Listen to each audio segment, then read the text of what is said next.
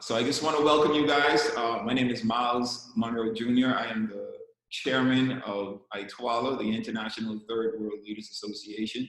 We're a global organization. We have persons who are part of our organizations from around the world.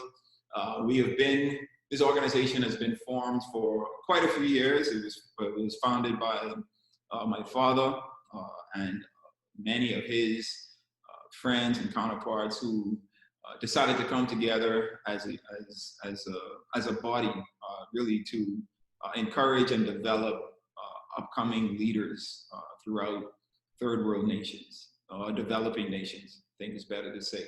I think that this organization is key, especially in these times, because we're so diverse. We have such a plethora of individuals who are a part of our organizations from different industries, different sectors, with different backgrounds and different experiences, who I feel can lend their expertise to everything that we want to encourage you guys with.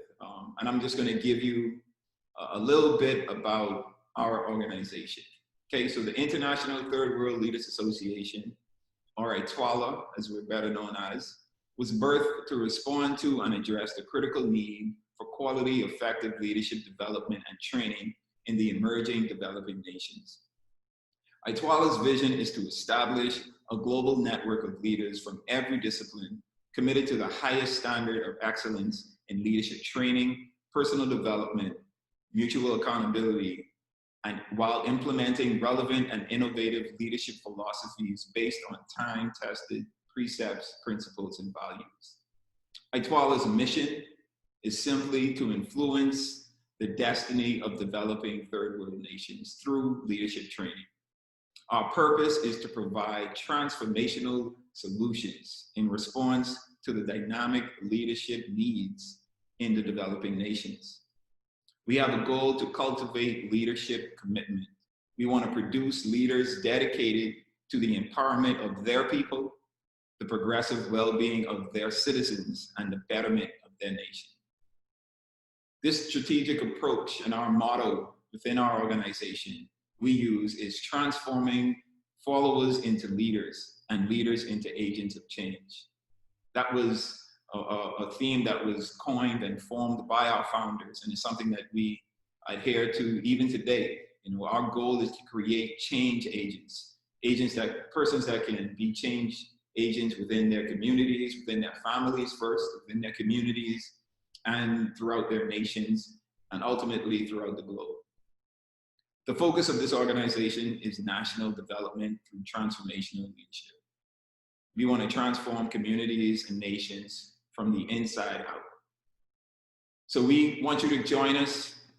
This is a new era of our organization. This is new ground for us. We're branching out now and we're experiencing different things.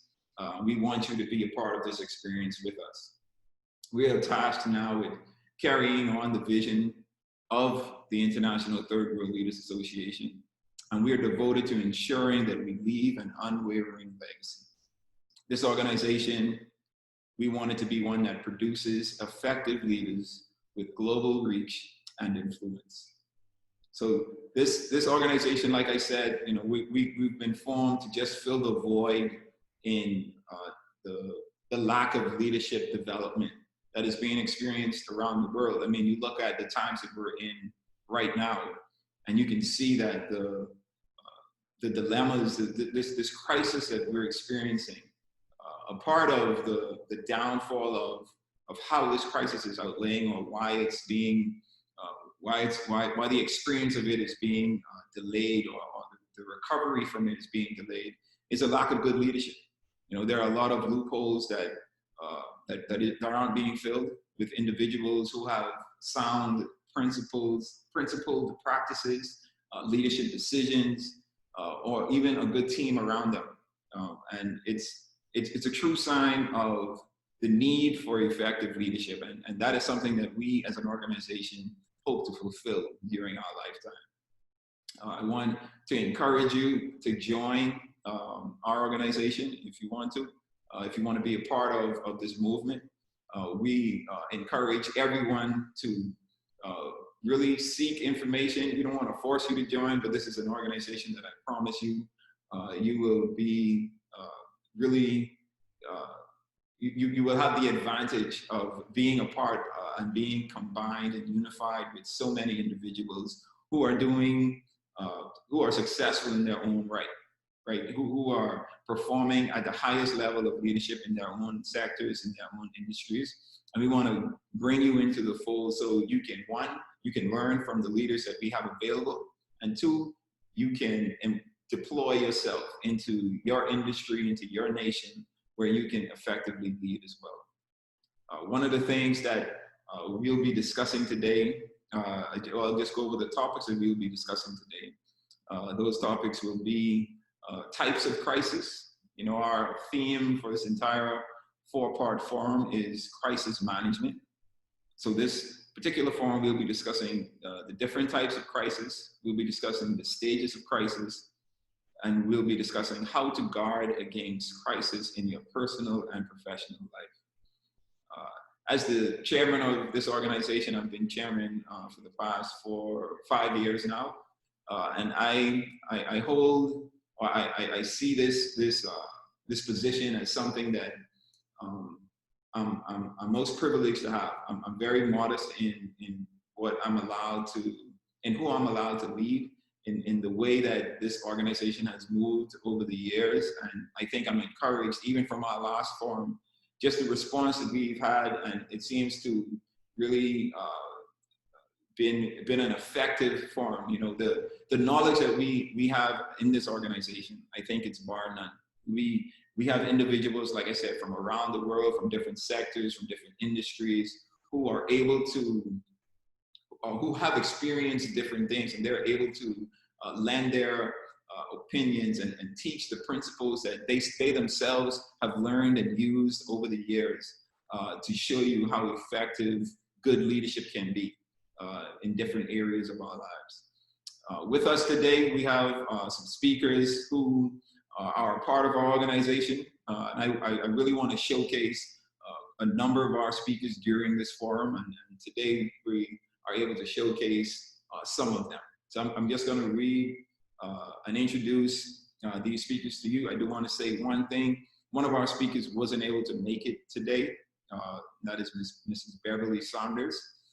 She has been a little under the weather, and we want to keep her in our prayers, and we hope that she has a speedy recovery. But our second speaker for today is going to be Mr. Hubert Edwards.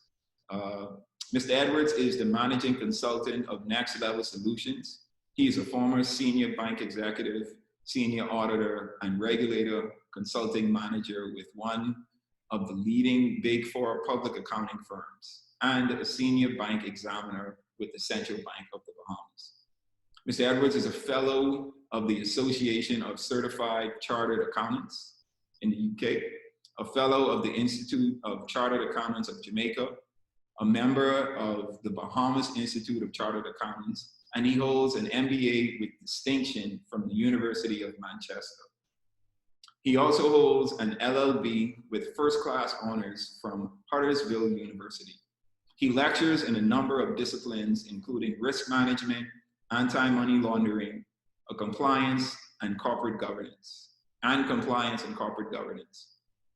Mr. Edwards is also a media practitioner and an engaging and inspirational John Maxwell team certified speaker, coach, and trainer, specializing in leadership training and coaching. So as you can see, Mr. Edwards is a very advanced, very learned individual, and he's going to be sharing some of his experience and the principles that he had used during his own times of crisis with us today, and hopefully you will gain some great knowledge from that. Our next speaker will be Mr. Graham Pitt. Graham Pitt has been a registered investment advisor for the past 38 years as president of Money Pitt Financial Management, advising clients on investing and retirement. He has mentored and coached many other advisors through the years. He also served with Halftime Institute, helping people discover and walk in their purpose with the goal of finishing well. Graham has been a member of ITWLA shortly after its organization and a dear friend of former chair and founder, Dr. Myles Munroe. Graham's wife, Leslie, was a classmate of Dr. Munroe's when they both attended ORU, Oral Roberts University, as students. Graham and Leslie have been married for 38 years and are parents of 3 children and proud grandparents of 3 grandchildren, with 1 on the way. Congratulations, Graham. 4 years ago, Graham experienced his own personal crisis when he actually died in his sleep. And he only survived due to Leslie's, his wife, heroic CPR efforts and EMT, and the EMT's quick response by applying a defibrillator to restart his heart. This has given him a greater perspective on the sweetness and fragility of life. So Graham has experienced his own crisis. I mean, you know, like I said, he died at some point 4 years ago. And I think him being here, and I'm glad that he's here because he's going to be able to tell us what it feels like to die, what it feels like to come back from the dead. You know, this is a very unique story. I don't think many of us have had that experience, and I'm eager to find out what it is, what it is like to die and be raised from the dead. So him and Lazarus has something in common. There's only 2 people I know that experienced that. So he's going to be one of our speakers for the day. He's going to join in a bit later with his presentation. And I just want to welcome them. I'm excited for this forum. I'm excited for the things you guys are going to be able to learn today. And I hope that you are as excited as I am as well. So we're going to get started. So how we're going to go today is I'm going to share some thoughts. My topic for today is going to be types of crisis. Mr. Edwards, he's going to speak on the stages of crisis, and Mr. Pitt, Graham Pitt, is going to speak on how to guard against crisis in your personal and professional life. After each speaker presents, we're going to give an opportunity later on for you guys to give some questions and answers.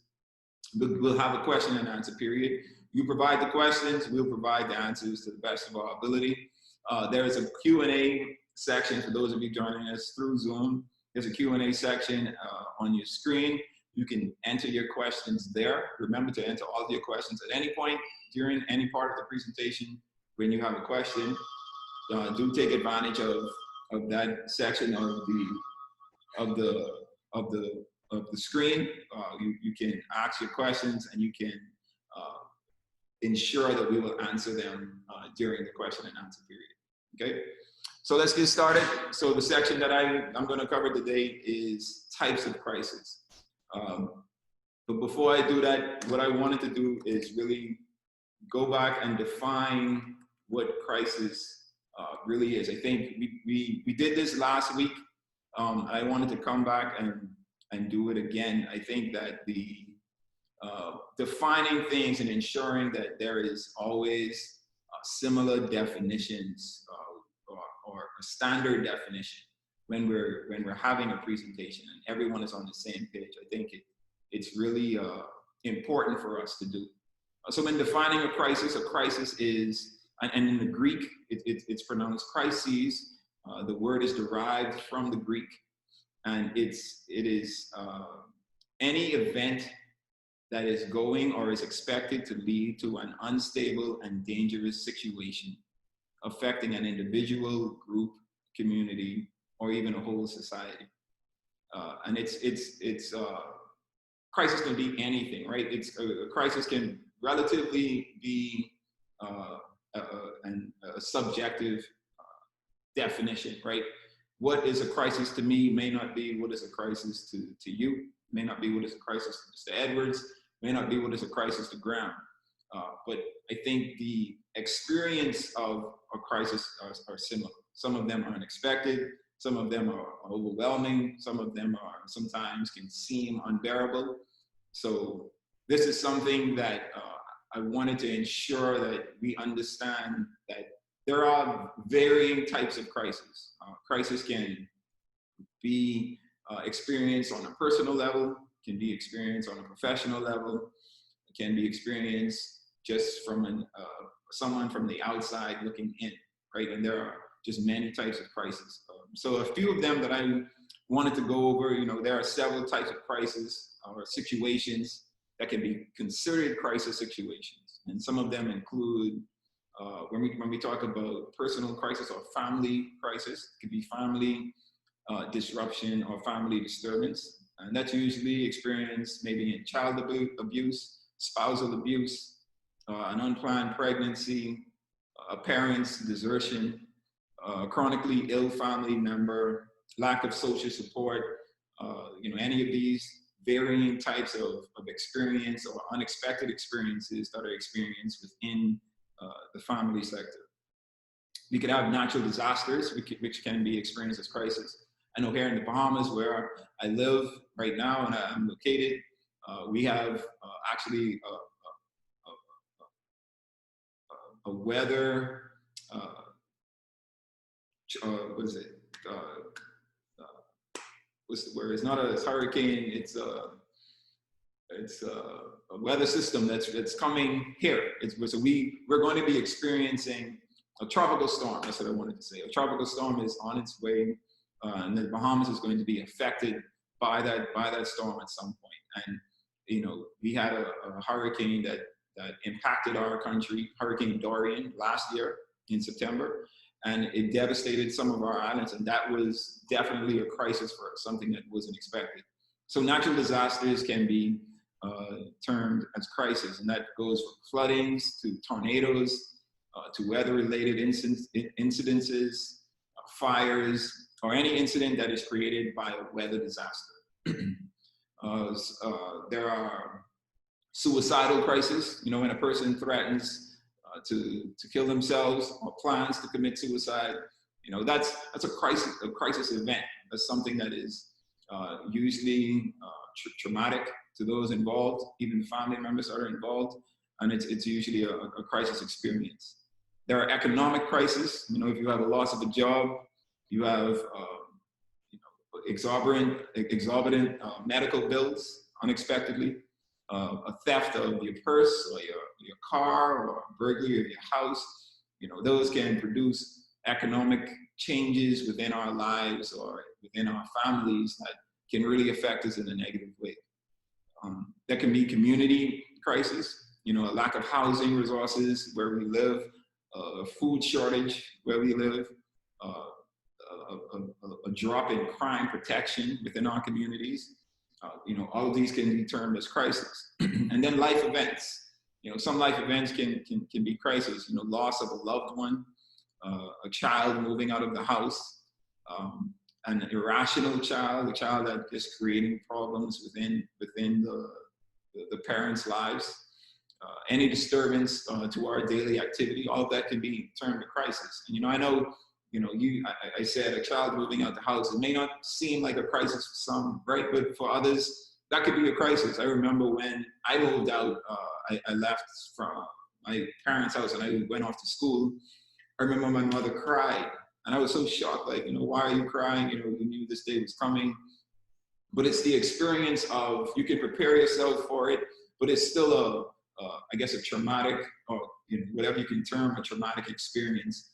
To where it's something that creates this uneasiness or this anxiety that builds up with us. And these types of crises that we experience, these things that we go through in our lives unexpectedly, some of them even are unexpected, but when the experience actually happens, it creates a bit of anxiety, it creates a bit of fear, it creates a bit of uneasiness, and we have to really learn and be able to manage ourselves through these varying crises that we experience. One thing I do want us to know is nothing changes until our mind changes. So all of these crises that we experience, I think the way that we're able to manage the crisis is our perspective of these crises. I mentioned in our last forum, when I lost my parents about 5 years ago now, I think that was the biggest crisis I could have experienced in my life. It was something that wasn't expected. It was very traumatic. I think everything that I experienced during that time was something that I had never experienced before. It was completely new to me. it wasn't something that I've never heard of before. I've heard of people, you know, losing their lives the way my parents lost their lives, and I've heard of people losing their parents unexpectedly. But until you experience something for yourself, you really never know how you're going to react, how it's going to affect you as an individual. And for me, I think because of the mindset that I had, I really, you know, my dad was my mentor during that time. And I think he really did a good job of, you know, unbeknownst to me, preparing me for this unexpected experience. Simply because he gave me the opportunity to think through those periods. You know, there was a point in my life I never thought that I would have lost my parents.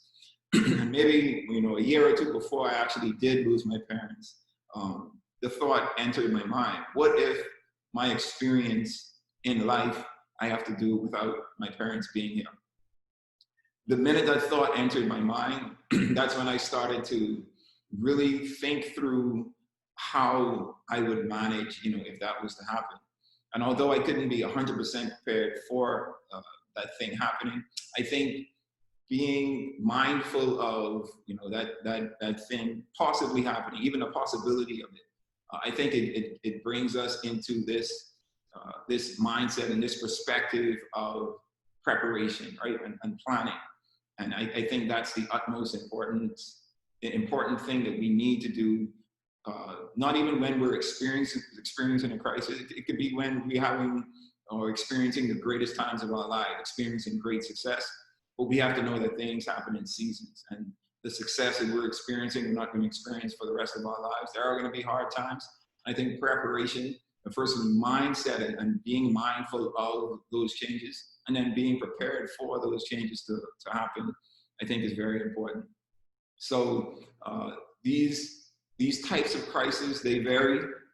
They go from personal, like I said, to professional, to societal, to national, to you know, natural disasters, unexpected. Some are expected, but I think the mindset that we have within the experience of the crisis, or even before we experience the crisis, helps us in managing our way through the crisis. You know, I'll just run through a list of other crises that we can experience as well. There's natural crisis. There's technological crisis. I remember when we were going from the year 1999 to the year 2000, it seemed as if it was going to be such a crisis time, right? You know, all of these computer and technologically sound individuals were creating, I think, this hysteria throughout the globe of how this change from the 1999s to 2000 was going to be so impactful. And I just remember, like, people were doing these outlandish things with technology, you know, buying new computers or having to update computers or thinking they needed to update computers. And it just seemed to be such a crisis time. And then when January 1st, the year 2000 came, it was like just another day, right? And it wasn't really a crisis, but the build up to it really stole itself as a crisis, and it created some hysteria throughout the world. And I think this is something that we need to be mindful of, because there are going to be other technological crises that we experience. It could be confrontational crisis. You know, you interact with other individuals every day, whether in your personal life or your professional life, and those interactions can lead to crisis sometimes. You know, so there's crisis with the misdeeds of an organization. There's crisis due to workplace violence. There's crisis due to rumors. You know, how many crises have started just through a rumor, whether it was true or not? You know, something that was said and spread, you know, through, you know, your workplace, through your nation, through your community, that created a crisis, whether for yourself or someone that you knew. There's, you know, crisis in bankruptcy, losing our homes, losing our jobs, losing our businesses. You know, there's just so many types of crises that we experience. It doesn't matter how little it is. Like I said, it could be as small as, you know, your child leaving to go off to school, something as big as, you know, losing a loved one, or losing a job, or losing your business. You know, crises vary. It's all relative. But I do think that the mindset that we have when it comes to dealing with crisis, preparing for crisis, and managing our ways through a crisis is of utmost importance. And I think that as we move forward in these forums and the things that we're going to be discussing today and in days to come, I'm hoping that you're able to really grasp how to define a crisis, how to determine what is a crisis for you, you know, whether it's you know, the scale of crisis that we can, you know, kind of weigh everything on. How devastating is this crisis? Is this something that I can find an opportunity in? I think having that type of perspective, that type of mindset is the things that we want you to pull out of the things that we'll be discussing throughout this forum.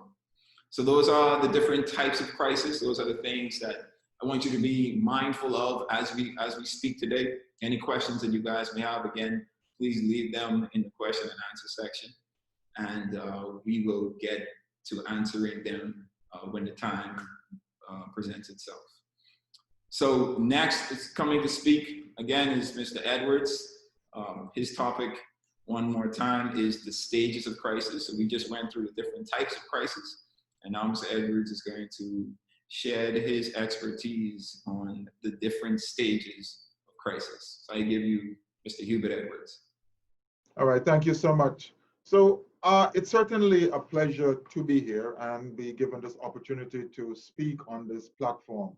You know, ITWLA, I think, is a very special organization, not simply because of its founders and the individuals who worked in the early days, and that is important to us, but mainly and largely because of its objective in speaking to the third world and in speaking to us as individuals with a view of us becoming better persons.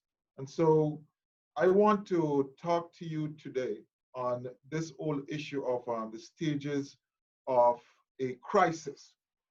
But just as you would have heard the definition, I think it's good for us to have a working definition.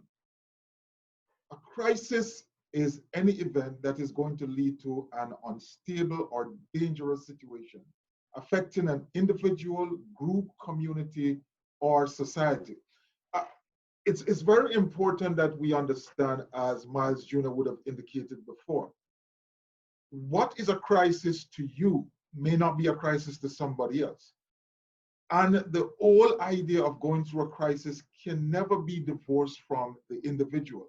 We always try to see things in a corporate manner, in a national manner, in a group manner, but every single individual experiences a crisis in a different way. So the crisis by definition is multi-layered, multi-dimensional, and therefore it's going to have a significant amount of complexity. Right now we are going through a crisis. You see the picture I have there is that of the corona crisis. And it is really creating havoc on the world today as we know it.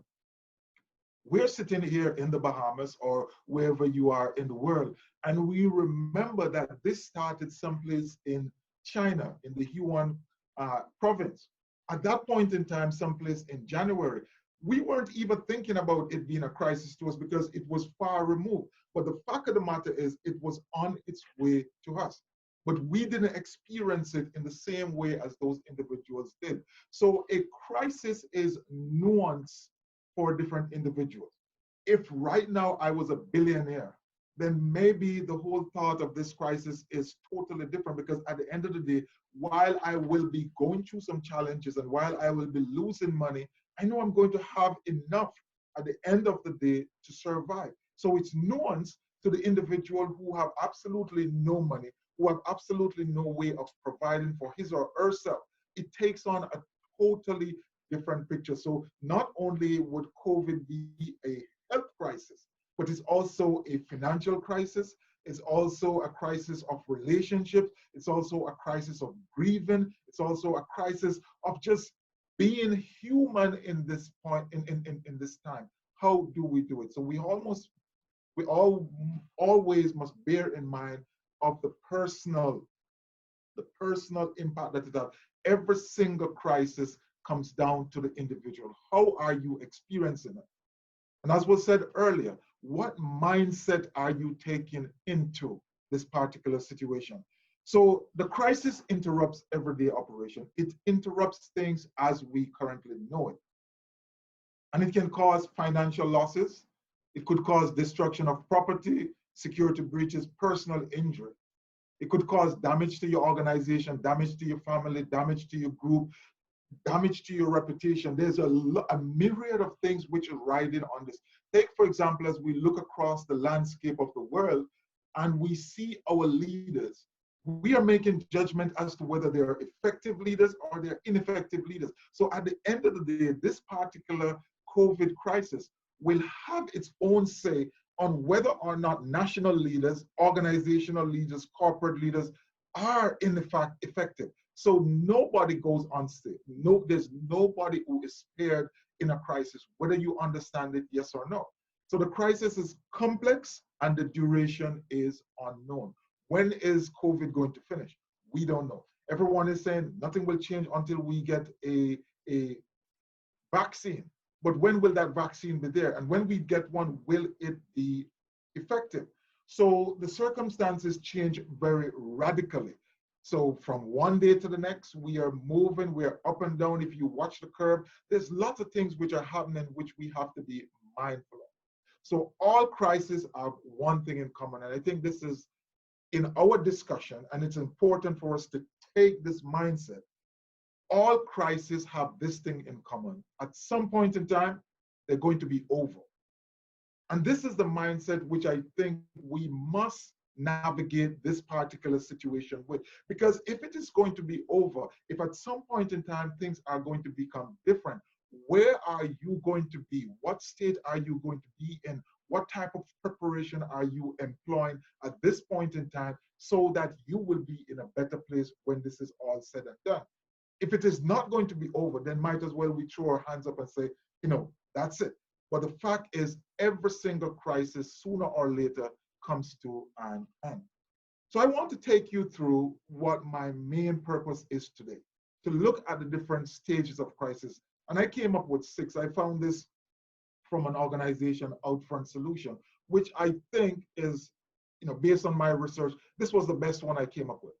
And it talks about the early warning, the escalation, decrease, stabilization, recovery, and then a cultural shift at the end.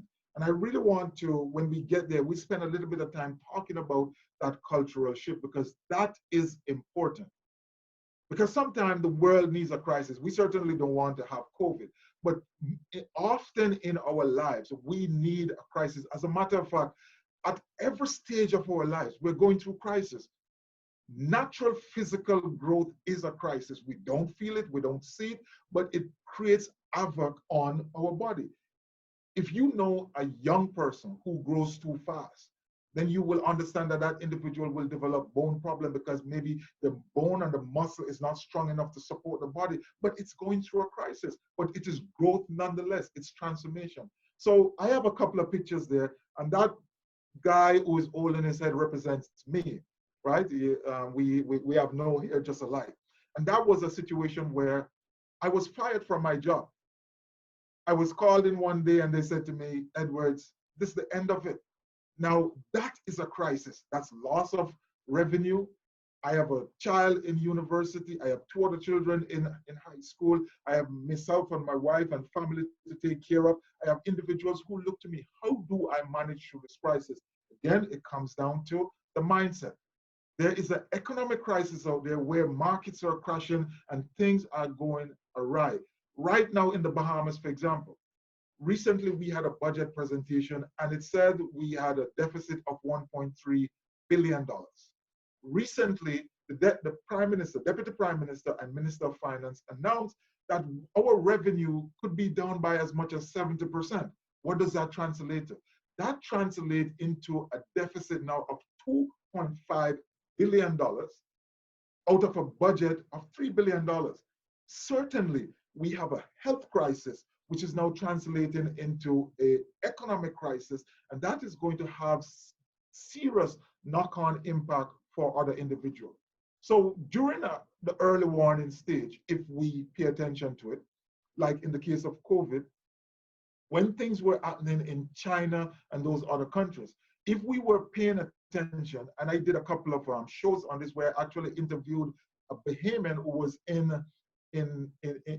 China, and we took away some things from that particular interview. And one of the things was make sure that your healthcare system is up to date. Put in an effective communication system. Make sure that you use technology to track this whole process. These are the time when you get an inclination that there is going to be an event and you start to prepare. As you will see on the screen, some companies did well by taking early steps. Some didn't, some of them didn't. And so, simple things like masks and gowns and toilet paper, they were unavailable. And if you do not have that, then you can't have person at work working. For the individuals who put in additional delivery channel like curbside and online, they were ready to rock and roll. So you have to get early into the game. You have to ask the question, what ifs, what is going to happen? And you make sure that in some ways you stay ahead of the crisis in terms of delivering your solution. And then we get from that point to escalation. And escalation comes where the crisis is now moving to a level where everyone is taking steps.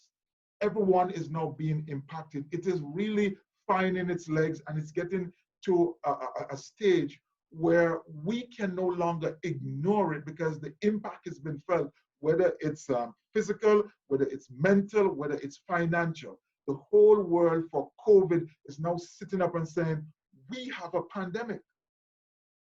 And so we need to start thinking about stop moving people across borders, shutting down airlines, shutting down business, and everyone is going to now go home. And we learned this brand new term, social distancing.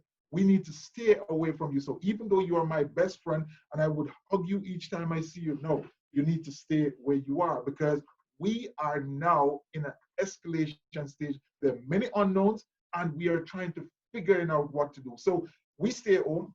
So this stage is featured by high anxiety. And communication is one of the things which is key here, especially from leaders. Leaders will control the tone of the crisis at this point in time. If they're saying the wrong things, if they're not saying things in a way which is going to get people comfortable, inspire them, keep them calm, serious things can happen. As you listen to your prime minister, as you listen to the CEO of companies, as you listen to your pastors, you understand that communication takes on a significant role in effective leadership. And the level of sensitivity and sensibility that goes into this communication is absolutely, absolutely important. We move to the third level, and this is where the crisis starts to decrease. But of course, there is a risk here because there can be a false positive. Again, I go back to COVID to use that as a prime example because everyone across the world should be familiar. In the Bahamas, for example, sometimes around June or so, we started to have many, many, many days without a single new case. All the cases were going down, persons were coming out of the hospital, persons were recovering. And then boom, on July 1, the country was open. And we have a research right now based on the numbers from last night. We have a total of 1,700 cases, and many of those cases are currently active. Back then, we had about 11 deaths. We are now up to about 20. And so you see, you have to be careful that even though there is a seeming decrease, there can be a re-energizing of the crisis. And so we have to be mindful about that. But the fact is, at this stage, things are kind of leveling off to some extent. And then we move into what I see here based on my research is the stabilization. Now, be very careful. Stabilization doesn't mean fix. Stabilization is not saying that we are now good to go. It is where the adjustment is. It is where we're coming to the realization that we will have to live with COVID. It's where we're coming to the realization that because we no longer have that source of revenue, we'll have to cut the budget. It's where we're coming to the realization that we'll have to downsize, we'll have to sell this house, go buy a cheaper house, and so we're able to better survive this particular situation. So there are new rules, there are new social engagements, there are new ways of being which is emerging. Now, some of these are going to complicate people's life. Because, for example, social distancing in COVID complicates life, but it's the new way of being. Walking around with a mask complicates ordinary person's life, but especially individuals who may have breathing problems make that more difficult. You walk up to a store and then you realize the store has a big sign which says, no service without a mask. And you say, geez, I just traveled 20 minutes from home and I left my mask. It changes your life. It changes the way we operate. We now have to look for new procedures, new way of being. We have to now start implementing when you walk into a store, they're going to give you Lysol or some disinfectant to wipe your hands. And you have to be mindful. Back in the day, you would go to the supermarket, you would bring your food home, and you would gently wash it maybe. Now you gotta scrub it. You have to make sure that you are changing fundamentally the way you are operating. Again, communication. Again, leadership. Again, the level of moral support which is necessary to ensure that individuals shift and create behavior modification in a crisis. That is important. So that's during this stabilization process. The stabilization process leads us to a place where we have adaptive behaviors, we employ adaptive strategies, and we have significant amount of behavior modification. What do I mean by that? Let me use a negative to explain this. When the government says to individuals, go home and stay home, do not have parties, do not go to the beach, but individuals do exactly the opposite of what is said, we end up with a bigger crisis. We end up with a situation where we are not able to contain the situation. So then we move from our stabilization into recovery. And you would have heard this term, never let a crisis go to waste. So as we go into recovery, this is where persons in the COVID environment now need to talk about new hours. They need to talk about how they're working from home, remote working. The way we do things are fundamentally changing. But what is important? What is important during this recovery stage, from my perspective, is the extent to which transformation takes place. Because if we go into the end of this, the cycle of the crisis, and we go into normalcy, but there has been no change in the organization, no change in the country, no change importantly in you as an individual, then you're going to suffer. You're really going to change. This is the moment. These are the moments when I say to you, look for the seeds of opportunities within you and give them life, because transformation takes place in a crisis. Transformation demands pressure. It demands upheaval. So if you're not using this, if you're not leveraging this moment, then recovery, true recovery is not going to happen. What will happen is we will go back to a sense of normalcy. But because there was no resilience created, the moment we hit on another crisis, which may be very, very small or very, very low level compared to what we just come out of, then we find ourselves nose diving again into a very challenging situation. And finally, we come to this place where we have the cultural shift. And the question is, what is changing? Our country's being governed differently. Are leaders being more effective? Are we taking on a stance that, look, COVID has just said to us that we are all connected. There is a high level of interconnectivity, and the things which impact you can impact me. So as a result of when we move into the new era, when we move into the new situation, I need to see you in a different light. That's one of the takeaways that we can get from this particular COVID situation. So there's always going to be a cultural change. Things we used to do in the past fundamentally change in many ways. We relearn, we know new things, we do things in a different way. For example, during COVID, telemedicine all of a sudden takes on a big thing. The future of work. See, right here, we're having this conversation via Zoom. This is the new normal. There is a transition, and that transition helps us to be effective and to normalize. Let's talk about the new normal. The new normal is where we get these changes, is where we find new ways of being. And so I want you to consider these 6 phases of crisis transformation. And that word I think is important. Crisis transformation. The crisis moves from one level to the next.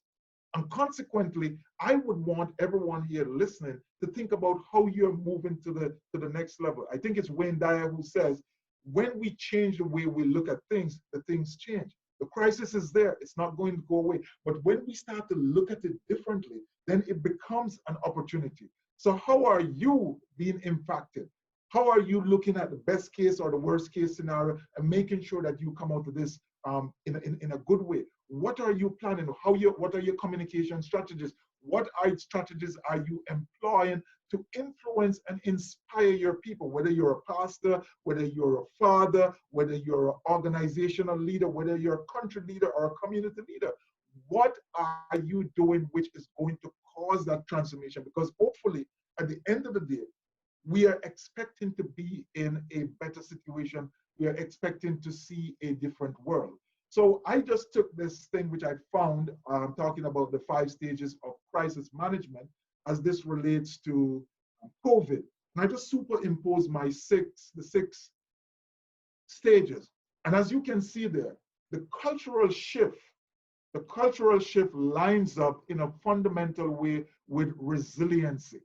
And all that simply means is that when we come out of the crisis and get to the next place, we are better off. If you look at on my right, maybe your left, we would see lessons learned from this crisis, talking about what the US would learn. If you come back to the other side, you would see before December 2019, what was there? In order to prepare during the early warning time, these are the things which needed to be in place. Strong global health system, strong identification system, transparency, and food security. Are those things you're hearing during this crisis? So when we shift to the right, the lessons that we are going to learn is that we need stronger system. We need to improve global security. We need employee protection. We need to learn the things which the crisis is saying to us in order to create resiliency so that when it shifts back and we have another crisis, we are better able to function. That's what I think the biggest takeaway out of a crisis situation as you go through this stage. If at the end of the day, there is no resiliency, there can be absolutely no gain. And so I want to leave that there. Certainly there will be questions. One of the things I like to say, this is a quote I came up with. It says, do not let your greatness becomes a victim of your unwillingness to change. Crisis sometimes pushes us to change. One of the good things about crisis, a lot of time it takes away every single alternative and leave us with one way of being.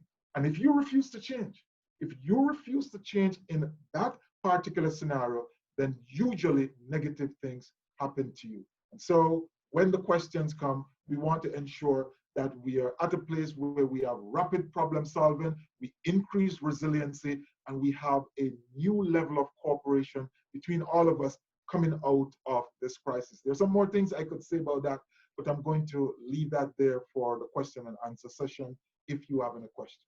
Thank you, Mr. Chairman. Awesome, Mr. Edwards. Thank you very much. I appreciate your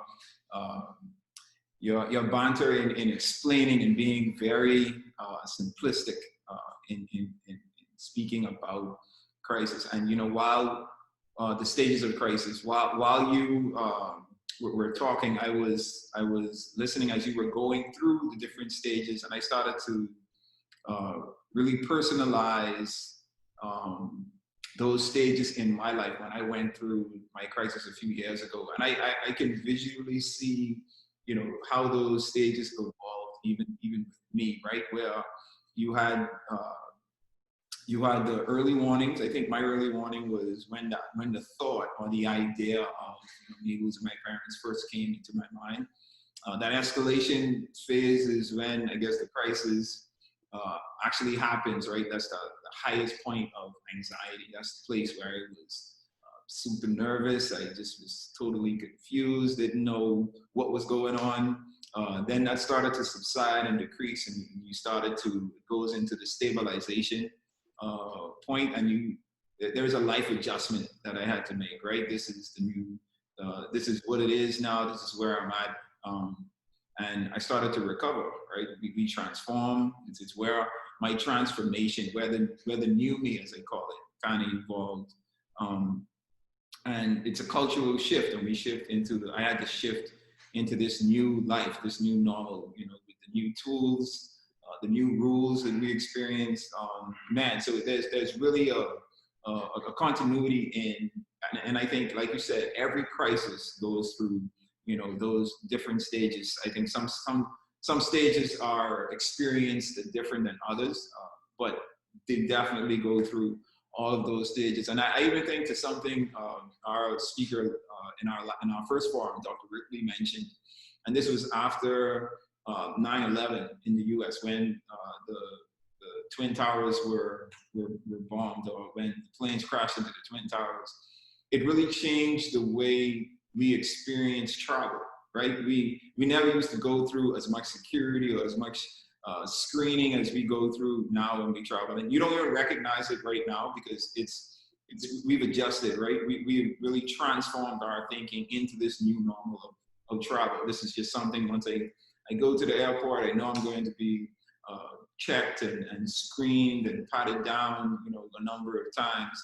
And it's just something that we have to adjust to. So crisis causes change. It really causes us to push ourselves out of the norm that we knew and into this new normal. So Mr. Edwards, thank you for that. That was very informative. I think, you know, if I can internalize those stage and really get the notes from it, because I think, you know, sometimes we go through the different stages of crisis and we're not even aware that we're going through them, right? And I think to put terms to it so that we can really understand the stage that we're in, I think it helps us to get to the next stage because we recognize that transition or that advancement into the different stages of crisis. And I think that's a big help when we're trying to navigate or manage our way through the many crises that we will experience in life. And you're right, you know, change is inevitable. It's something that we must plan and prepare for the best we can. And I think crisis, if we don't prepare for it, crisis is going to happen and we're going to have to change, right? So let's anticipate the change. Let's prepare as best we can for any crisis that can happen so that we can manage our way through and make it through the other end. So thank you, Mr. Edwards. If you have any questions about that segment just now, please remember to submit your questions in the question and answer box, and we'll get to those when we get to the Q&A section. So up next is Mr. Graham Pitt. I gave him the introductions already, so I will spare you guys another introduction. His topic, once again, is how to guard against crisis in your personal and professional life. Take it away, Graham. Thank you. It's a pleasure to be with everybody and just to encourage and strengthen one another. You can see, I like the word transformation. Paul says we're being transformed from one degree of glory to another. So a degree is pretty small, but one after another after another. And it's evidenced by the picture that the chairman sent out inviting you that this COVID has really transformed me. You know, I used to be a young man and now here I am looking like Santa Claus.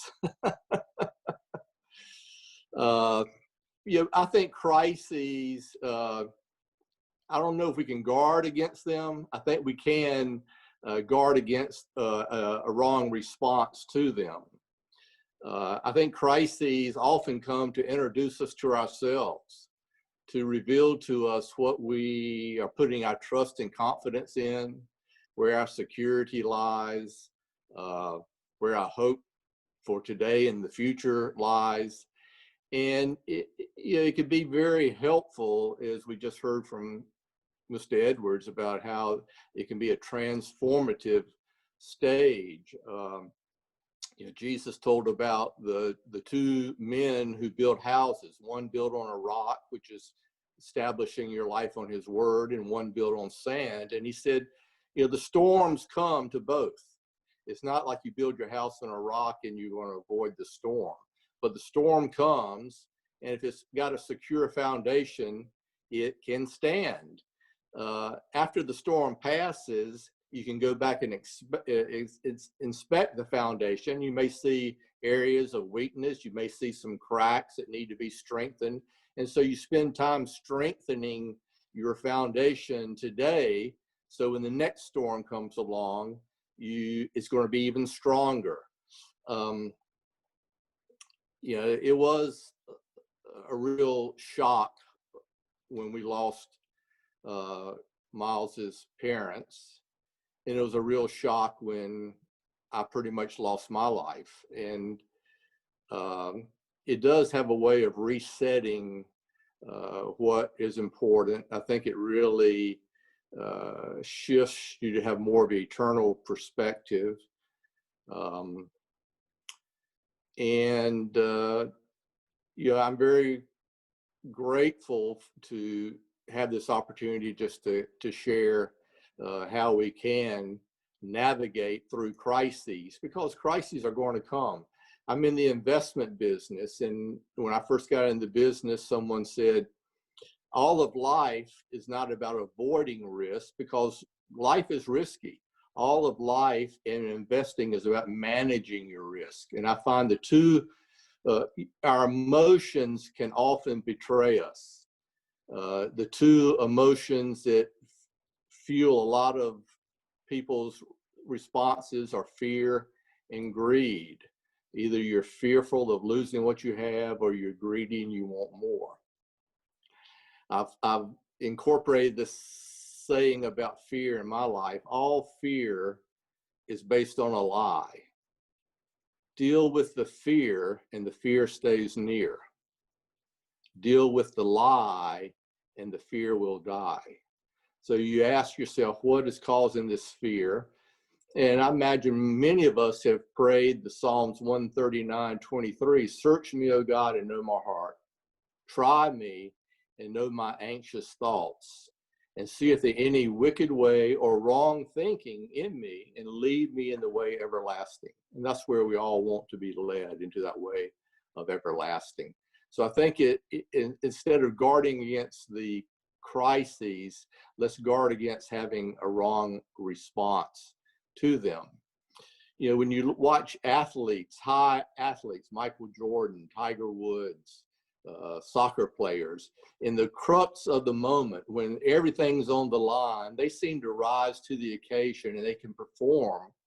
And when you go back and talk to them later, they say, well, when I was a little boy or a little girl out in my backyard, I'd always practice that. I'd see the clock, 5, 4, 3, 2, 1, and I hit the winning shot. So they visualize that, and then they spent hours and hours and hours practicing it. And so when the moment came, they weren't surprised by it. They were prepared for it. And I think that's how we do with crises. Not that you live in fear, or you live looking over your shoulder expecting something bad to happen, but you are prepared. What if, and how will I respond? I was reading about this one man, and this is what God said about him. Have you noticed this man? There's nobody like him. He's blameless. He's upright. He fears me, and he stays away from evil. What a testimony. Wouldn't we all want to hear God say that about us? Of course, that man was Job. And after God said those words about him, then the crises came to Job. And Job, went through a lot. He lost his livelihood. He lost his resources. He lost his servants. He lost his children. He lost his health. And Job summed up life pretty well in Job 1:21. He said, naked I came into the world, and naked I'm going out. I know the beginning and I know the end. In between, the Lord gives and the Lord takes away. In the giving and in the taking, blessed be the name of the Lord. So he knew his one sure foundation was to fall upon God and cry out for help. David and his men in 1 Samuel 30 were out fighting, and unbeknownst to them, I think the Amalekites came and captured all the wives and children and took them away. And so when the men came back, their village had been plundered. And it said David wept bitterly until there were no more tears. So we are emotional beings. And so he wept, he got those emotions out. And then he inquired, what should I do? And he decided to go after and rescue them. But in between, it says the men murmured against David and they talked about stoning him. It says David encouraged himself in the Lord.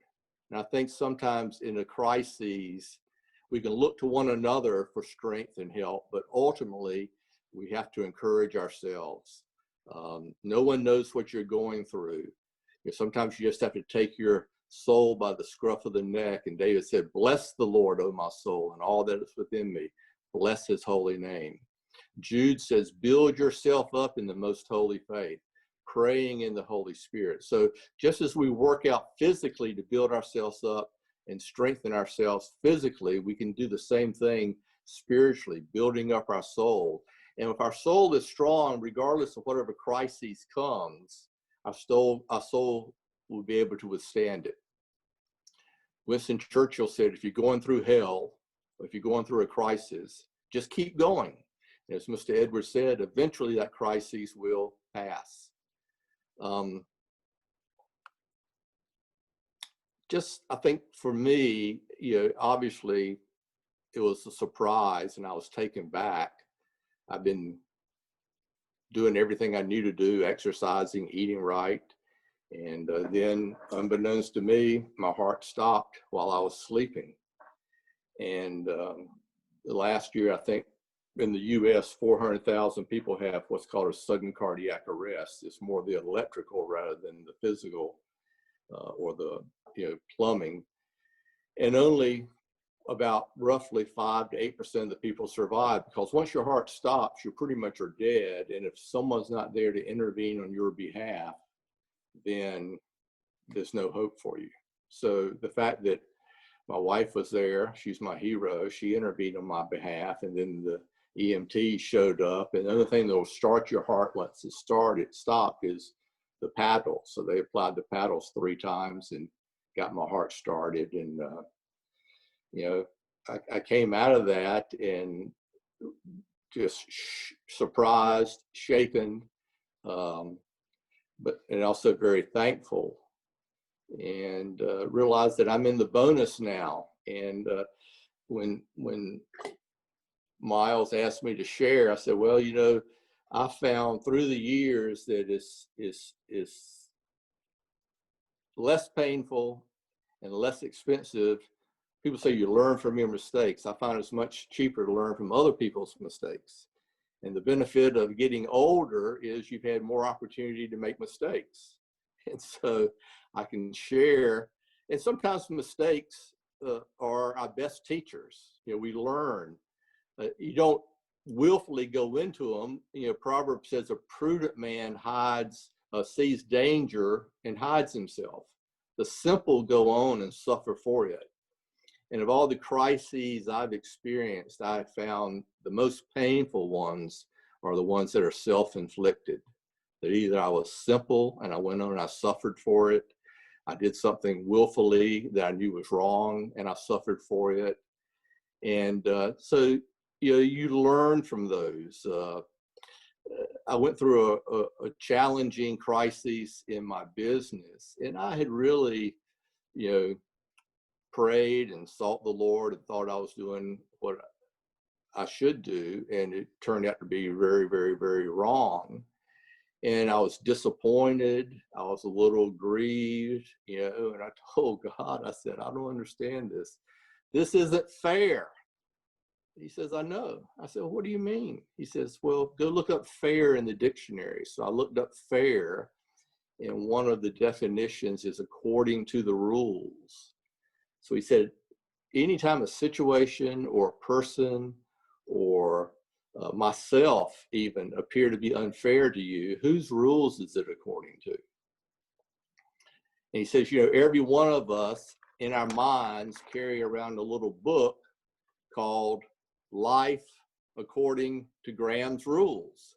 And as long as everybody applies and plays according to my rules, life is fair. But if someone doesn't play according to my rules, then I think that life's unfair. And he showed me a man similar to Job, who was blameless, who was upright. He did everything with a good heart. He chose personal sacrifice over enjoyment. And his reward was he was murdered. And God sat there and watched that happen. And I said, this doesn't compute to me. You know, I do what's right and you bless me. Well, that man was Uriah.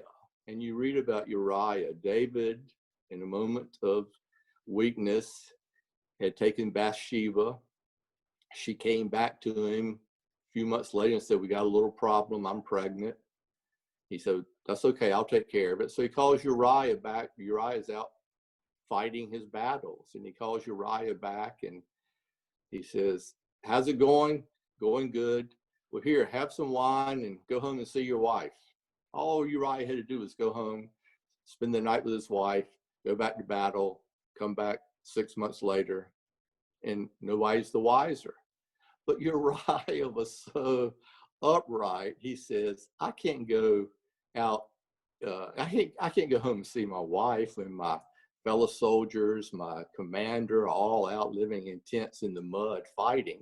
So he just curled up on the rug and went to sleep in the palace. And then the next day, David says, well, here, have some more wine and go home and see your wife.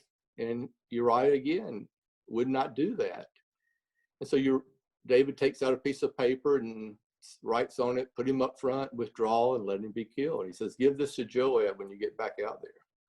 So Uriah goes out and is murdered. And I said, I just don't see how that computes, God. That doesn't make sense to me. And then God kind of got in my face. He said, where do you think Uriah's been for the last 3,000 years? I said, I think he's been with you. He said, where do you think Uriah will be for the next 10,000 years? I said, I think he'll be with you. He said, so you and I having this conversation because you're saying it wasn't fair that Uriah didn't get to spend another 20 years on earth with Bathsheba. He said, let me ask you, do you think Uriah, when he came into my presence, he came in with accusations in his heart, like you have in yours, that wasn't fair? Or do you think he came into my presence rejoicing when I said, well done, good and faithful servant? In fact, he said, Uriah's life is still bearing fruit today as you and I are having this conversation. We all want hope. We all need hope. We want hope for today. We hope for tomorrow. We want hope for this virus to go away. We want hope for whatever crisis we find ourselves in. And Paul writes that in Romans that we are justified by faith. We have peace with God. We have access to grace by faith. And we rejoice in our hope of sharing in his glory. And then he says, more than that. And I'm going, what could be more than that? More than that, we rejoice in our sufferings. Again, that doesn't compute. Suffering, because suffering produces endurance or perseverance. Endurance produces character. Character produces hope. And hope does not disappoint us because God's love's been poured into our hearts through the Holy Spirit. So acquiring hope is a process. and often it comes through our trials and sufferings. In fact, Jesus said, don't be surprised. In this world, you're going to have tribulation. You're going to encounter crises, but be of good cheer. And I think being cheerful heart's good medicine. Being cheerful, having a sense of humor, even in the midst of trying times, serves us well.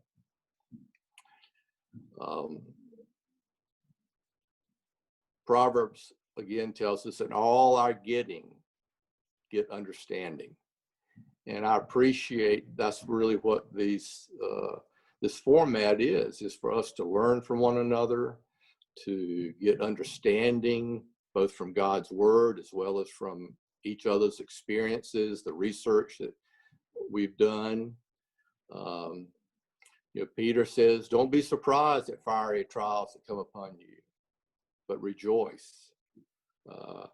Viktor Frankl was taken prisoner by the Germans and put in Auschwitz, and he wrote what I feel like was the precursor of Pastor Myles's Pursuit of Purpose. He wrote Man's Search for Meaning, and he said, when everything, and I mean everything, has been taken from a man, and he knew what he was talking about. He had his mother killed in the concentration camp, his father, his brother, his pregnant wife, his life's work was destroyed. He said, when everything's been taken from a man, but one thing, and that is the freedom, the human freedom to choose how you respond in any set of circumstances. A man can choose his own way. And as we heard Chairman say, nothing really changes until there's a change in the mind. And again, if this is all we have, then we do get distraught.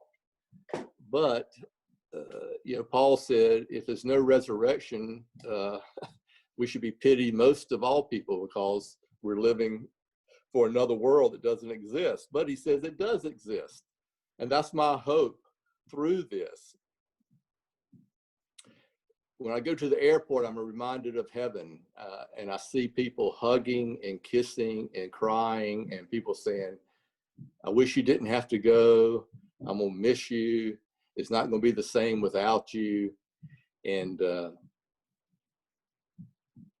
if you could be a little mouse in that person's pocket who gets on the plane, when that plane lands and they get off the plane, there's another group of people going, oh, it's so good to see you. We've been waiting for you.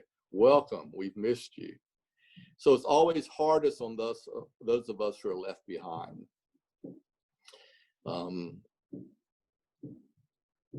I think I've often said our former chairman, Pastor Myles, left us two things. He left us his words, and they are many. Here's one that I recommend. He's left us his words, and he's left us one another. And that's really what ITWLA is a collection of people from different backgrounds, nations, nationalities, races. But we are knit and joined together by a love for the Lord and a love for one another. So I commend our chairman for having this session. It's been a blessing for me personally, because as I've reflected on previous crises, I'm reminded of just how good God's goodness is. My life story is in Psalms 107, and as you read Psalms 107, it talks about many, many crises, people wandering with no place to go, their soul fainted within them, sitting in darkness and in gloom, shadows of the death. Some were afflicted, some went down to the sea in ships and mounted up and went down, tossed to and fro. Their soul melted away. I've experienced all those. I also experienced, and then they cried to the Lord in their trouble. He delivered them from their distress. Let them thank the Lord for his steadfast love and his wonderful works to the sons of men. So I do thank your attendance today and the opportunity to share. I found two things that have helped me professionally in guarding against crises. One is to diversify, not to put all your eggs in one basket, but to have diversification in your work, in your assets. And then another practical way is to have a personal board of directors. You know, a ministry or a corporation or a business has a board of directors. The president or the chairman kind of directs or guides it, but he has a group of people that he meets with, that he bounces ideas off of. He says, this is what I'm thinking. What do you guys think? He gets input from them. I think having a personal board is very effective. You know, I would encourage you to identify 3 to maybe 5 people that you admire, you respect. They're seasoned, they've been through crises, and you know that they have your best interests at heart. And you meet informally.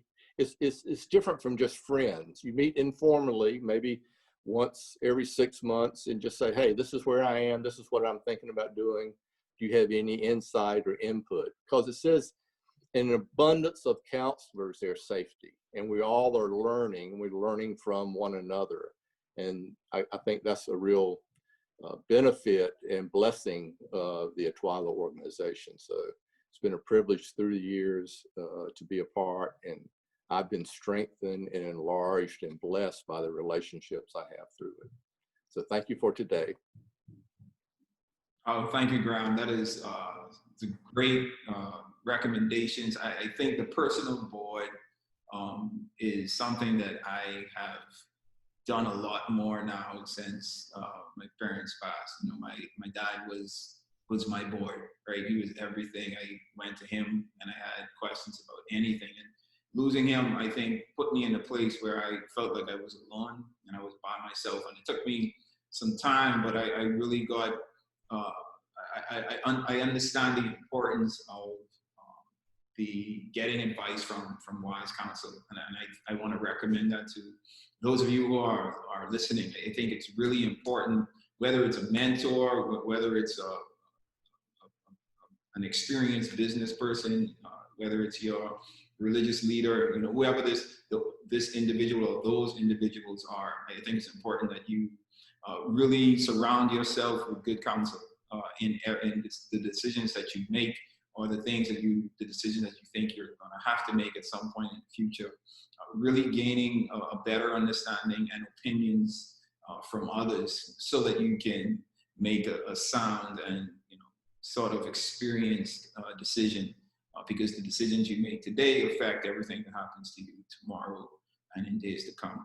I think, Graham, one thing that you said that stood out to me was your perspective on FAIR. Both FEAR and FAIR. I think FAIR, where you say, oh, this isn't fair. Why is this happening to me? Or why is this happening to this person or that person? And, you know, we judge fair. Our perspective of fairness is based on our personal rules. Like you said, like if something happens to me and I say it's unfair, well, what standard am I putting that up against? Whose standard am I putting that up against? More times than not, it's our standard. And usually when we're on the short end of a dilemma or crises even, we would think, you know, this isn't fair. Why is this fair? I know it was one of the things one of the first things I thought about when I lost my parents. I was like, man, this isn't fair, especially for my dad, you know. And I was like, you know, he was doing such a good work here, you know, for so many years, and I felt that he wasn't finished, and, you know, it's just not fair. And your perspective that you shared helped me in thinking that, well, you know, when my dad passed on transition, I don't even think he would have said, you know, oh, this isn't fair. Why am I here with you, God? I think it's almost a welcoming feeling that he would have had, you know, no more stress of world, or, you know, having to toil and do all of these uneasy or maybe sometimes unnecessary things on earth. And, you know, you've transitioned to another life. And I think that perspective helps us who've been left behind, right? Because we're the most affected, like you said, in anything, whether we lose our family members, or we lose a loved one, or we lose a business, you know, the things that are left during that loss, I think is the things that affect us the most, or the ones who are left is the ones who are affected the most. So dealing with fair or the fairness of things, I think having a perspective of always asking yourself, well, what standards am I basing these fairs on? I think that's a good way to look at it. I think it brings everything into perspective, and maybe we won't be as selfish as we would usually be in the past when dealing with fairness. So thank you, Graham. I think, like I said, I don't get to talk to a lot of people, if any, who have died and come back to life. So it's always good to get a perspective from someone that was raised from the dead. Man, I'm glad you're still with us. It just means that, you know, there's something in you that isn't done yet. You know, there's something that you're supposed to leave behind, and I'm glad you're here today to share with us. So now we're going to transition into our question and answer period. I'm going to bring all of the speakers up, and if you have any questions with anything that was shared during each individual session, please submit your questions to us. I know a lot of you are asking if you'll be able to get the information or the video to this particular session. Yes, you will be emailed a link to the video in the days to come.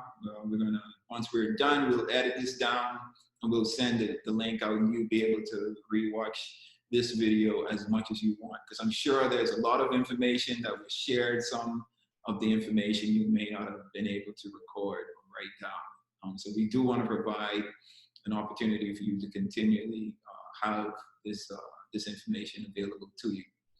So to get started, I'm gonna give both of you a question to answer.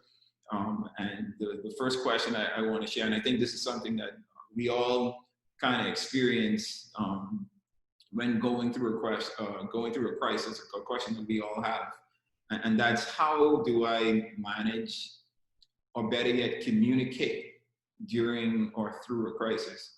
I think even now, when we go through this pandemic, a lot of the countries around the world are experiencing what they're experiencing because of a lack of sound communication, a lack of effective communication, or a lack of effective management. So the question I'm going to pose to both of you, give you each a chance to answer: how do I manage and communicate during or through a crisis? And either one of you can start first. Let me take a stab at that first. I think first and most important, we have to see ourselves as leaders. And in seeing ourselves as leaders, we know that there are individuals who are dependent on us. A word I use very often is Ubuntu. It's an African philosophy, African concept, if you will.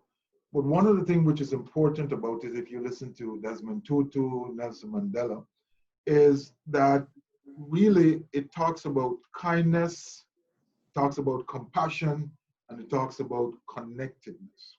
And the last one, all three are important, but the last one is very, very important, because when I start to see myself in you and see you in me, and understand that we operate, we live, we exist based on interdependency, then we shift away from this selfishness and move towards, not absolutely, because you have to take care of yourself, move towards more of a selflessness. And we start to think about, how is it that Myles Jr. would react in this situation? What is he going through? What is it that I know which I need to communicate? So when we look across the landscape and we look at the performance of leaders, we know instinctively that the ones who are doing well are those who spend time to communicate effectively to the persons who they're leading. And the ones who are not doing so well is the one who don't really give much thought to that. So in the process, you have to first understand and appreciate what it is that everybody is going through. And I think the big word there is empathy.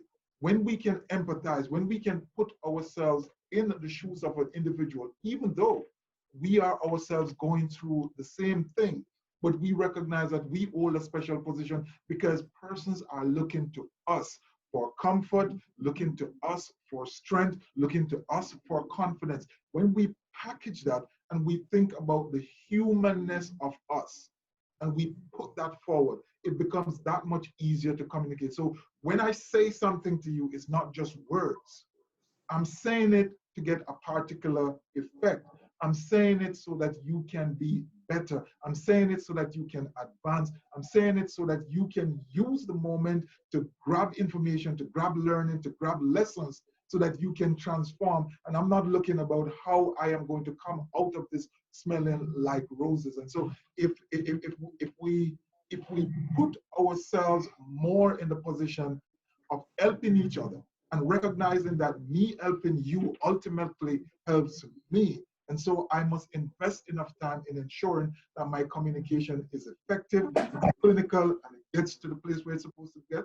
I think that is going to be better. And at the end of the day, if you consider yourself a leader, and it doesn't matter what else you do, if you do not communicate that effectively, it's all going to be lost. And so I think that's where we need to look. That's the perspective and the lens through which we need to look at it. Absolutely, absolutely. Graham, any points you want to share? I concur. You know, kindness. Viktor Frankl, when he was in that concentration camp, he said it was amazing when all that you have, all your humanity's been stripped of you. There were people, prisoners, who would come by and offer extra pieces of bread of theirs to one another. He said, you know, that kindness in the midst of obviously a horrible situation and crisis speaks louder than any words you can say. I'm encouraged. You know, Paul, the great apostle, wrote, "I've learned to be content." So your learning is a process. If I'm learning how to cook, I make mistakes. If I'm learning how to snow ski, I'm making mistakes. If I'm learning how to invest, I make mistakes. If I'm learning how to be a good husband, at times I make mistakes. So he said, I've learned to be content. So it is a process. But I think he says, again, and he wrote to Timothy, we can't take anything with us. And so if we have food and clothing, with these we shall be content. There's great gain in godliness with contentment. And I think going through a crisis, you just don't know the outcome. And when you lost your mom and dad, I got a phone call that night from Lewis and Penny in Canada. And Penny said, why did they have to leave us? And, you know, out of my words, I wasn't even thinking, I was in shock too. But out of my mouth, I said, you know, I can see 2,000 years ago, 11 guys sitting around asking the exact same question. Why did he have to leave us? And yet he left us, and here we are today. And how much more is it expanding and going, and lives are being touched and influenced. So I listen to your dad every week. I miss him. I share things I've learned from him with others. And so it's continuing to expand. So I think crises, you know, none of us wants to go through them. We never volunteer for them. But when you get back and you go through one, you look back and go, man, look what I learned. Look how it's formed me. I'm stronger. I'm better. I'm more hopeful. And, you know, not to, I say, one or two things will happen. Either this crisis will pass or I will pass. And both of those are okay. But I'm grateful to have the opportunity. And when I was talking about the personal board of directors, I don't think I can be on many people's boards, but I can certainly give some guidance and help to anybody who listens, who wants to know. So that's again, the joy of getting older is you had more experience and you can share with others, pass it on. You know, something about being a leader and passing it on, I've read somewhere. Thank you, Graham. Thank you so much, man. So I think the both of you gave a good, sound responses. You know, I think being empathetic and sympathizing when you communicate, to Mr. Edwards' point, you know, putting yourself or having the perspective of the person that you're speaking to, I think is important as well. You know, my mother used to always tell me, it's not what you say, it's how you say it, right? And I think we need to be continuously working on that, because I know sometimes it's just second nature for us to say things sometimes. We don't know how that communication is affecting others, whether it's our employees or members of our family or whoever. We need to be very sensitive to that. So we have a few questions that came in.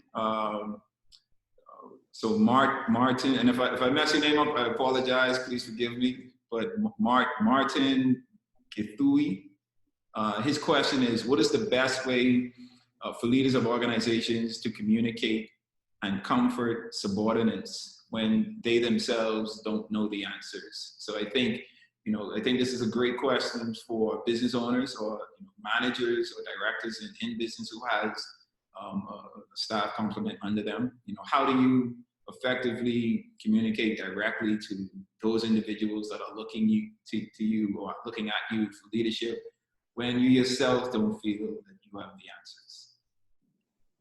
You know, Myles, if we were always honest with everybody, that's like 99.99% of the time, we don't know the answers. We absolutely don't know.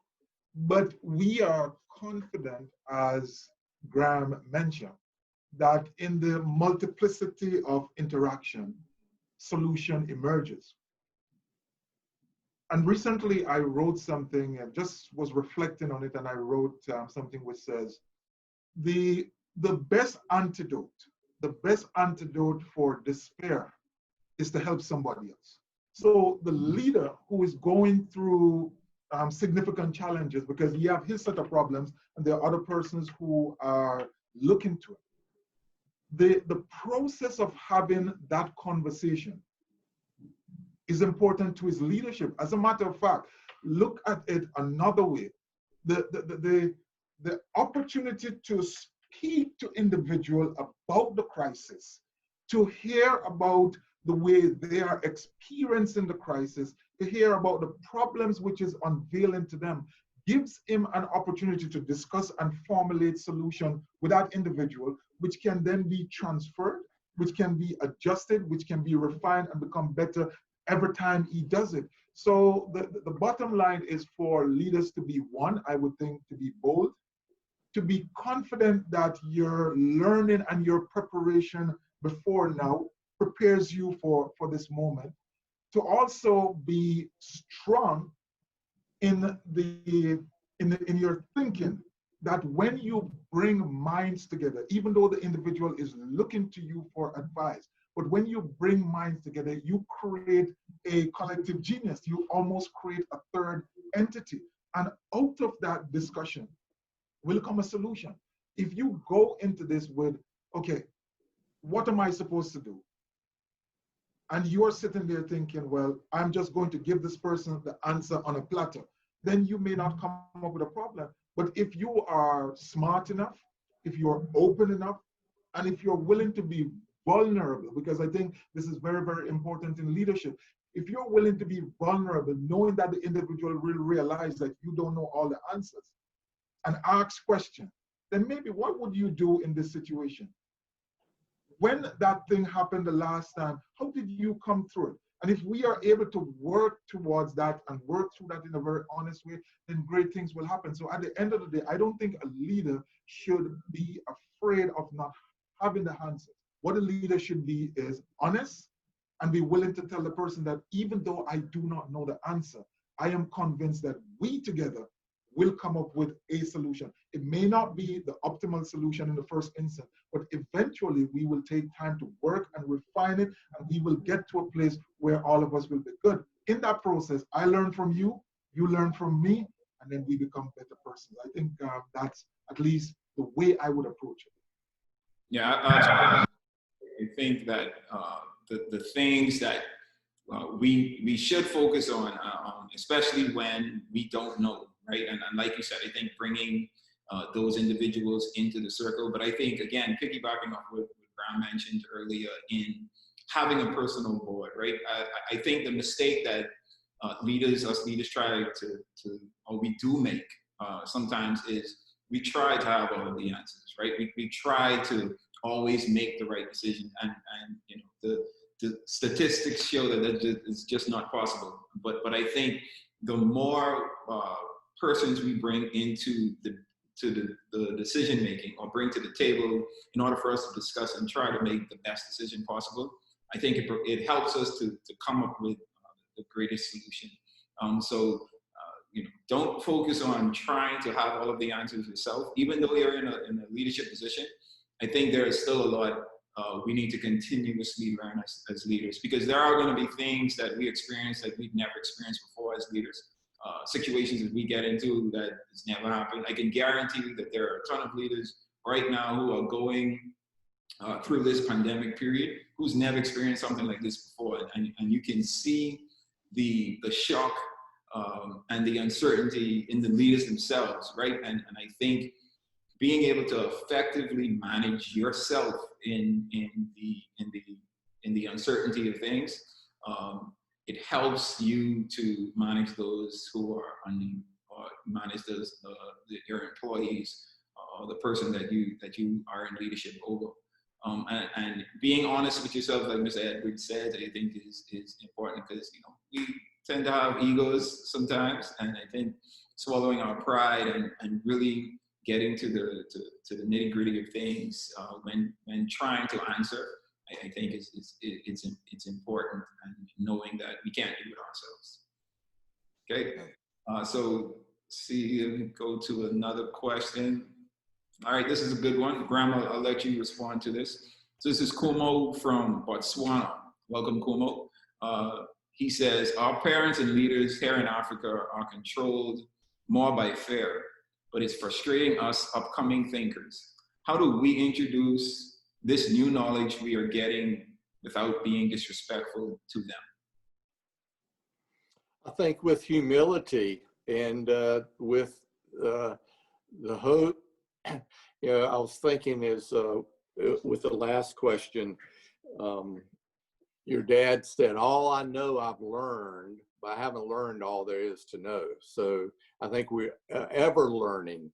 And, you know, the youth have enthusiasm and have good ideas, and it's a new world. So I would you know, go and present to whatever organization with instead of going and saying, hey, this is what we ought to do, and that tends to put the person on the defensive, go say, hey, I'm here to support you.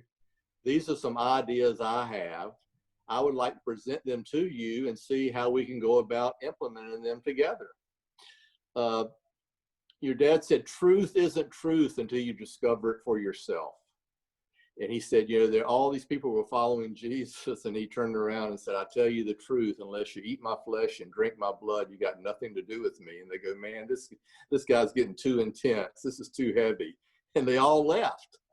And then he turned to the 12, said, you guys want to leave too? And if you read between the lines, Peter goes, yeah, we want to leave too, but you have the words of eternal life. Where else can we go? So I think you offer what you, as a young person, you offer what you've learned to an older person with humility and with the desire to help.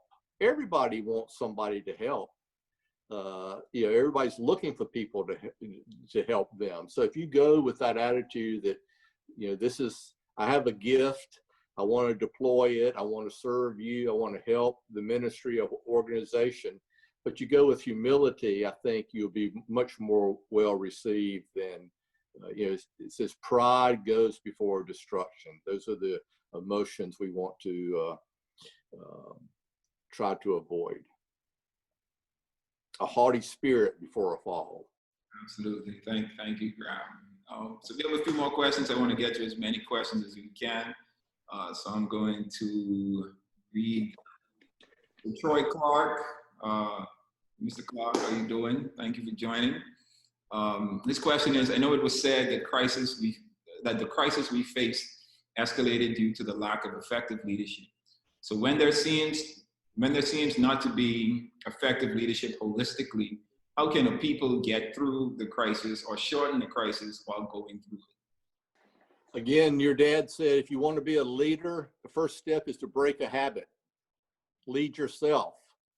And I think instead of looking to leaders for the answers, you know, we look to the Lord, and then we lead ourselves. And if we're walking in what we're supposed to, I think we don't have to look for people. They'll come to us. So I think you know, again, I know it is frustrating with governments and leaders, but I think, yeah, our responsibility is to lead ourselves. No, the question causes you to pause and think about a situation where you have entrusted a lot of goodwill and invested a lot of confidence in either an individual or a small group of individuals. And you may be of the view that, you know, they're not going in the direction which you want them to go or you would like them to go. Again, it comes down to whose rules are we operating with. But as Graham said, it's very important. The highest form of leadership, it is said, is self-leadership. And so if we are going to achieve anything, if we're going to move our countries, if we're going to move our organization, if we're going to move our families, then we must first learn to lead ourselves. And why that is important is because this whole act of leading is not simply, I would think, a way of being at certain time. It becomes a habit. It becomes the way you are. And at a very fundamental level, it's infective. It draws people, as Graham says. When you behave in a particular way, when you go about doing things in a particular way, when you make decisions in a particular way, it attracts individual to you. So all of a sudden, your self-leadership starts to create the creation of a critical mass, so that there are more persons of like mind which are going to come together. And if there are enough individuals who are conducting themselves in this manner, then think about the person who may be the titular leader or the positional leader. At some point in time, that individual will have to stop and take stock of those persons. And if he's going or she is going in a direction which is totally contrary to what these persons are doing, then there is going to be a shift. So many times we blame our national leaders, we blame our organizational leaders, our pastors, and so on and so forth. But the truth is, we are not conducting ourselves with the most effective level of leadership to exert upward pressure on them in order for them to act in a particular way. Bottom line is, any old thing that they do, they can get away with it because we have not ourselves set a particular standard. So it starts with, I think, self-leadership. That is most important. Absolutely. I think self-governance is of utmost importance. And, I think you guys, both of you, responded to that question very effectively. The change or the shift, I think, should start with us. We shouldn't be looking for someone else, to create the change we want to see. I think we need to do what we can to create that change. Let's get to a few more questions. Let's see.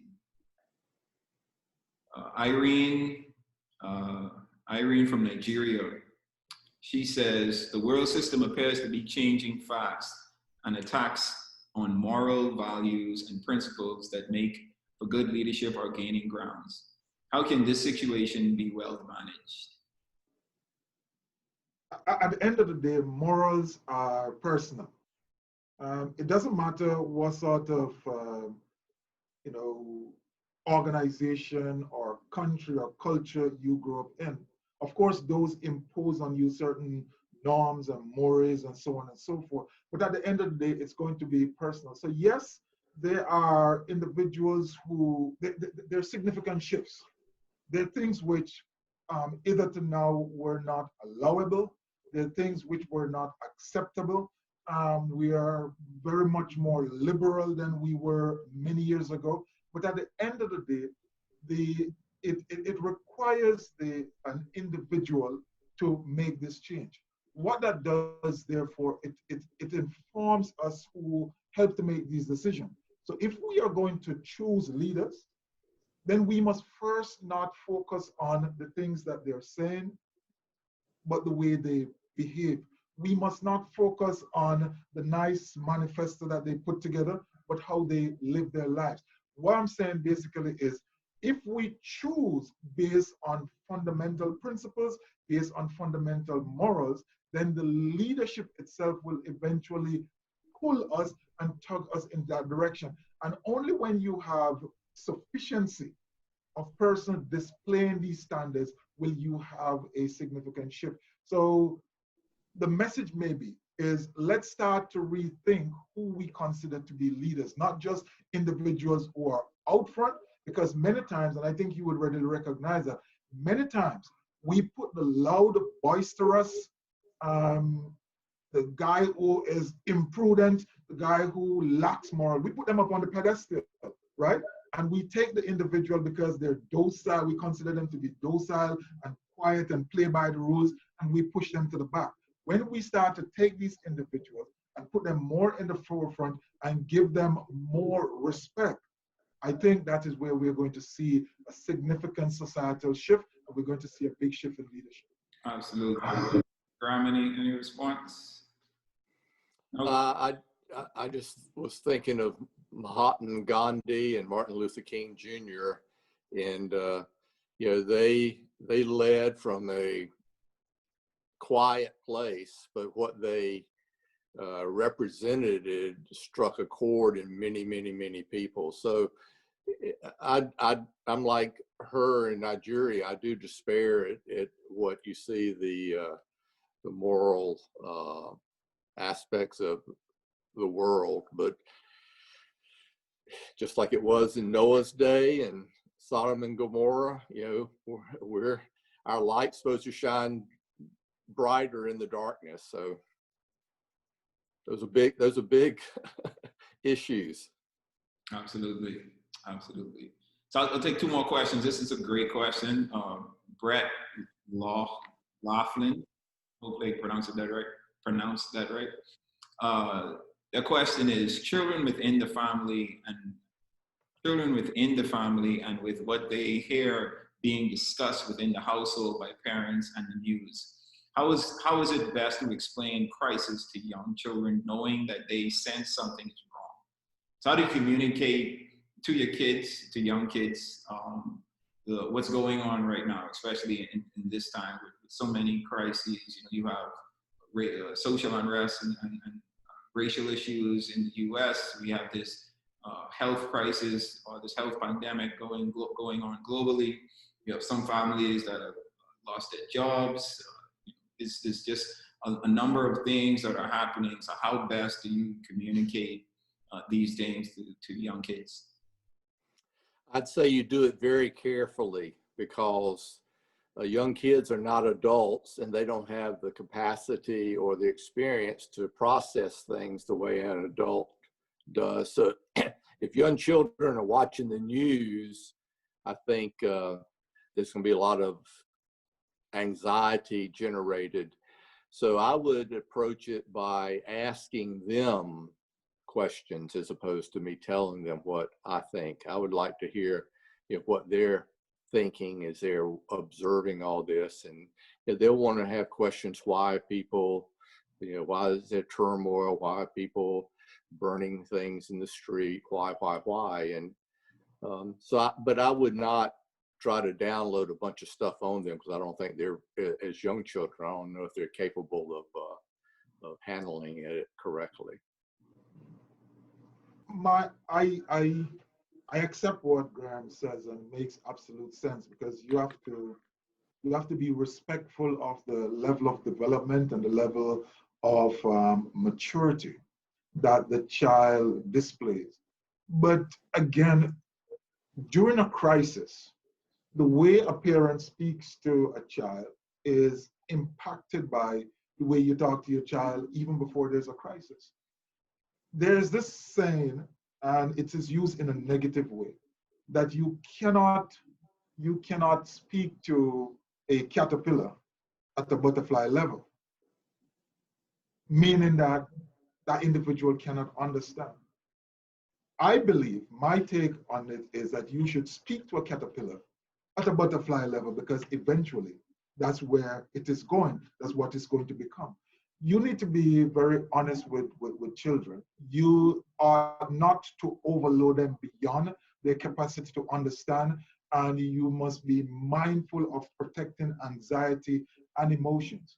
But you want to be very, very honest, you want to be very clear, and you want to help them to understand real world situations.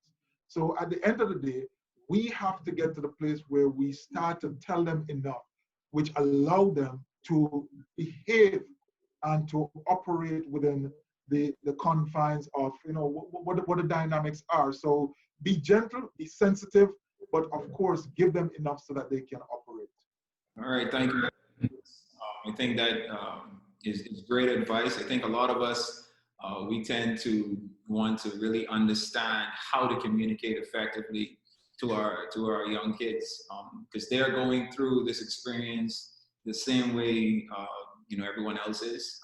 So getting this advice from individuals like Graham and Mr. Edwards, I think is ideal for even someone like me, who doesn't have any kids right now, but it's something that once I do experience having kids and being able to communicate effectively with them, I think it's going to help me and a lot of other people out. So we have about 5 minutes left, so I want to use this time. I know there are still some questions, but I want to use this time to give our speakers the opportunity to give some closing remarks. One thing I do want to say is that if you want to get more information about ITWLA and this organization, or you want to join this organization, please send us an email. Send an email to ITWLA@bfmmm.com. That's ITWLA@bfmmm.com. We'll send you an application and some other information about our organization so you can learn a bit more about us, and we can get some information from you. So I want to thank our speakers today.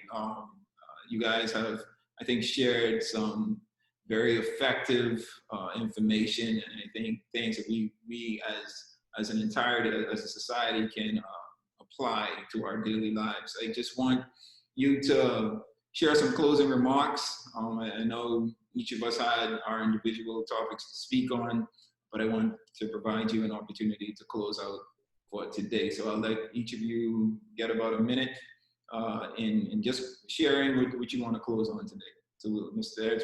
Edwards, we'll start with you. Yeah, let me go first so that you can hear the words of wisdom last. So I think that at the end of the day, we must embrace a mindset of what is possible. The crisis will finish, and hopefully we will still be here, whatever the crisis is. When we go into things with the possibility, when we create a mind shift that we can thrive, we will grow, we will come out at the other side better, regardless of what is happening, I think that is the best way to go. So my admonition to everybody is, do not get in a level of anxiety. Do not get too concerned. Do not get scared. Do not allow fear to take you over. Start to move in the direction of what is it that I can achieve? How can I leverage this particular situation for myself? But more importantly, how can I help some other persons through this process? Because at the end of the day, the extent to which we are good depends on how well we help others to become their better selves. That's why I would like to leave with you. I was told the way to lose a blessing is to keep it, and the way to keep a blessing is to give it away. So I think, again, I just put a hearty amen to Hubert's word about helping others and demonstrating kindness. And I'll just leave you with that last verse. There's great gain in godliness with contentment. And sometimes crises come to help us see what's really important and to help us get centered and focused. You know, sometimes it's like a pendulum, and the pendulum goes from one extreme to the other, but every once in a while when it's passing through the middle, you go, man, that's where I need to be. That's where I'm centered. And then it goes back and forth. But the more it swings, the less it fluctuates. It gets to that centered place. And that's where we want to be, where our soul is centered and strong. Then the crises come and they beat against it, but it's secure because we've built a strong foundation. And I think being contented with what we have, where we are, who we are, and then remembering where we're going, that eternity is in our hearts. And that's what we comfort one another with. Well, I would say one last thing. I think your mom and dad are up there cheering you on and saying, well done, good and faithful son. Thank you so much, Graham. Thank you both for your presentations. Thank you for lending us your time today. Thank you guys for joining us. I hope that this was an informative session.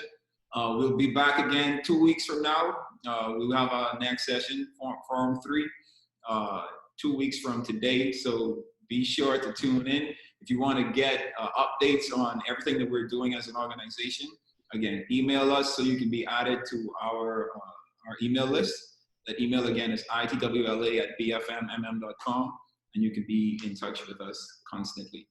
Well, thank you guys. Good morning, good afternoon, good evening, wherever you are in the world. Thank you for joining us. Thank you again to our speakers. See you guys next time with our ITWLA Digital Forum series. You guys be blessed.